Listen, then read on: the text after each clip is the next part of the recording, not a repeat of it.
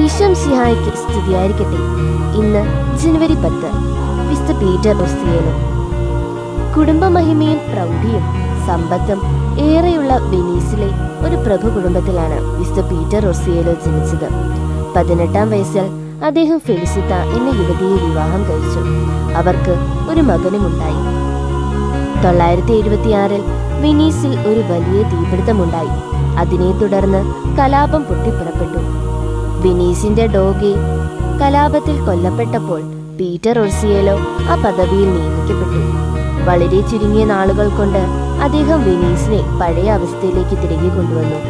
വിശുദ്ധ മർക്കോസിന്റെ നാമത്തിലുള്ള ദേവാലയം അദ്ദേഹം പുനർനിർമ്മിച്ചു. നിരവധി പുതിയ ആശുപത്രികളും അനാഥാലയങ്ങളും അദ്ദേഹം സ്ഥാപിച്ചു. വിധവകളെയും അനാഥരെയും തീർത്ഥാടകരെയും സഹായിക്കുവാൻ അദ്ദേഹം ഓടി നടന്നു. വെനീസിന്റെ എക്കാലത്തെയും മികച്ച ഭരണാധികാരികളിൽ ഒരാളായി പീറ്റർ റൊസിയേലോ വളരെ വേഗം അംഗീകരിക്കപ്പെട്ടു.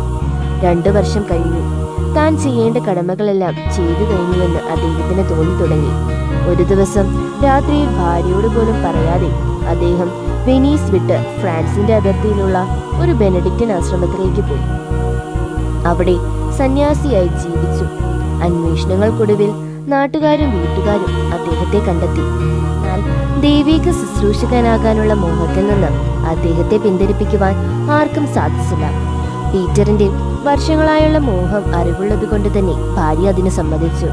പിന്നീടുള്ള വർഷങ്ങൾ പൂർണ്ണമായും ദൈവത്തിന് സമർപ്പിച്ചാണ് പീറ്റർ ജീവിച്ചത്. പ്രാർത്ഥനയിലും ഉപവാസത്തിലും മരണം വരെ അദ്ദേഹം ജീവിച്ചു.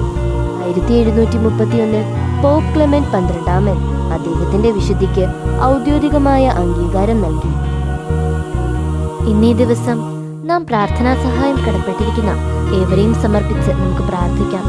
ദൈവം നമ്മെ എല്ലാവരെയും സമൃദ്ധമായി അനുഗ്രഹിക്കട്ടെ.